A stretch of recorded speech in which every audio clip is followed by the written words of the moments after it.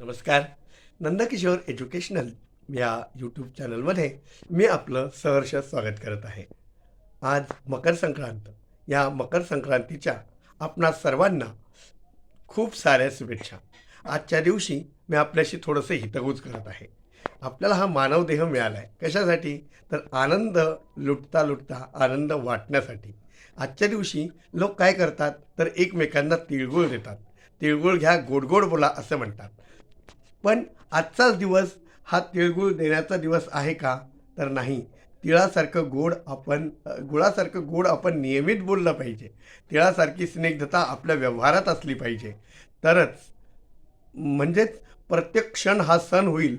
जसं सद्गुरू वामनराव पै सांगतात, तिळगुळ घ्या, गोड गोड बोला. म्हणजे की प्रत्येक क्षण हा आनंदाने साजरा करा असं सद्गुरू सांगतात, की प्रत्येक क्षण हा सण झाला पाहिजे.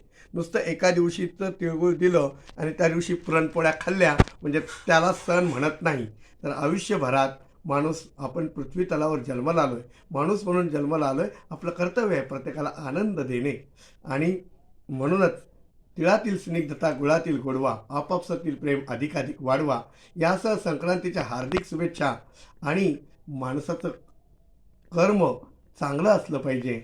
माणसाने आपल्या कर्मातून इतरांना आनंद, विजय, सद्बुद्धी आणि चांगलं समाधान कसं प्राप्त होईल याचा विचार जर केला तरच आजचा दिवस आपण खऱ्या अर्थाने तिळगुळाचं वाटप केलं. नाही तर तोंडावर म्हणायचं तिळगुळ घ्या, गोड गोड बोला आणि मागे निंदा करायची, हे योग्य नाही. त्यामुळे आजच्या दिवशी तरी सर्वांनी एकच संकल्प करायचा की माझ्याकडून कुणाचंही हृदय दुखावलं जाणार नाही.